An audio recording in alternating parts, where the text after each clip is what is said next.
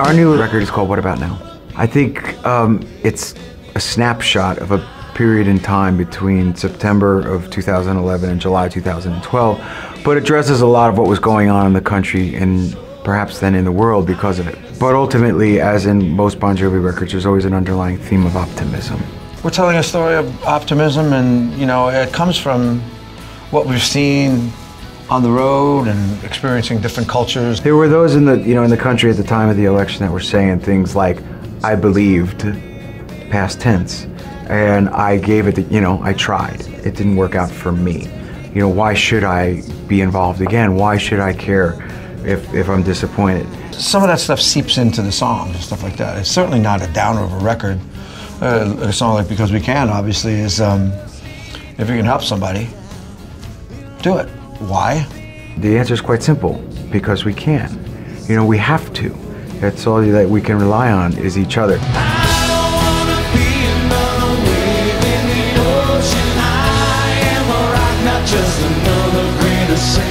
We made our reputation being a live band, and no matter what album it was and what fads and fashions we're in or not in, we're always a big ticket seller, and people would come to know that when we played, we'd play all the hits, we'd play for a long time, and we'd give you real value for the money. And so we've always been trying to be cutting edge in the production, and this is no exception. It's a brand new production. I mean, we always try to think out of the box and do something new we've never done before. And for that fact, maybe nobody has ever done before. So there's a lot of good surprises. This stage is really cutting edge with the technology. You have to come and see it to appreciate it. You got to make it visually enticing for people that comes to the show.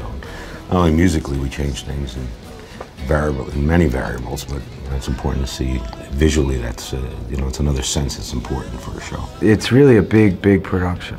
Another grain of sand. Oh yeah, the one you run to when you need a shoulder. I am a soldier, but I'm here to take a stand. I don't wanna be another wave in the ocean. Doing the album cover was fun.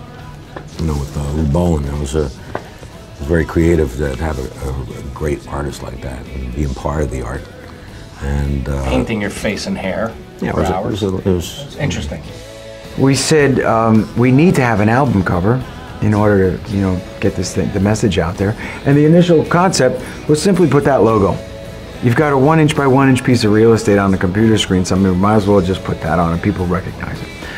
One day I was at an art fair and I saw the work of Lou Bolin, the Chinese artist who's sometimes known as the Invisible Man. And he paints himself into the backgrounds of pictures so that you'd walk by and you'd see, for instance, that Heart and Dagger.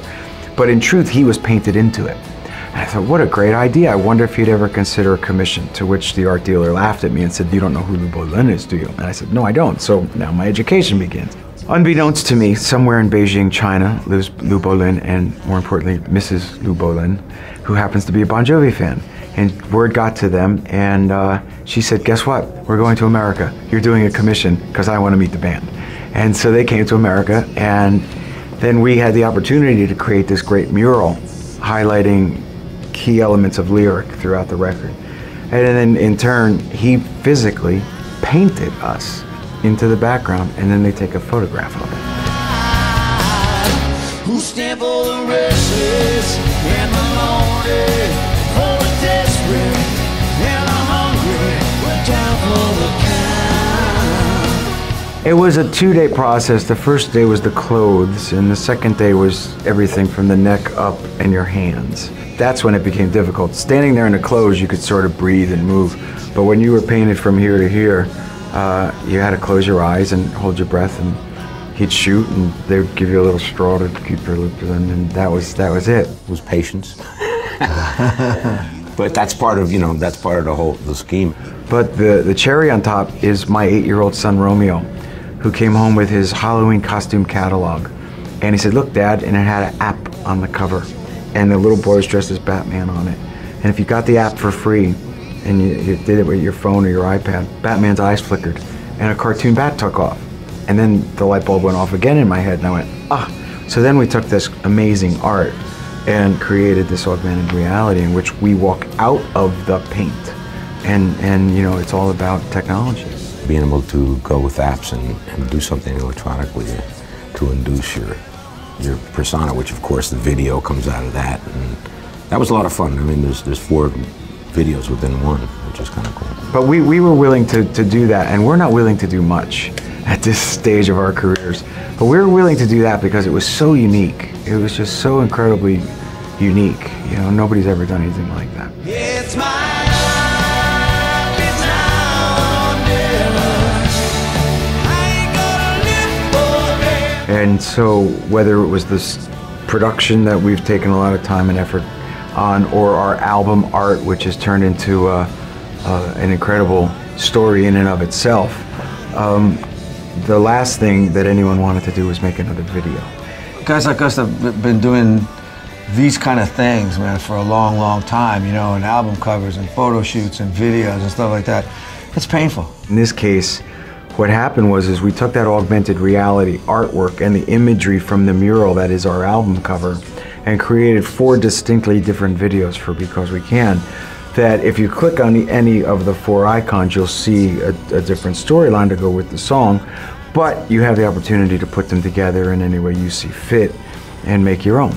So when there's something new that happens in our career as a band, whether it's an album cover or whether it's a cool tilt on one of our songs on a video, or it's a new territory that we're opening up, or maybe a territory that we haven't visited in 15 years or so, or something like that. That's the kind of exciting thing to me, because then we get to go back and say, oh, wow, it was different before, or something's happening, you know, or we're evolving the band in some particular way. That is always fun for us.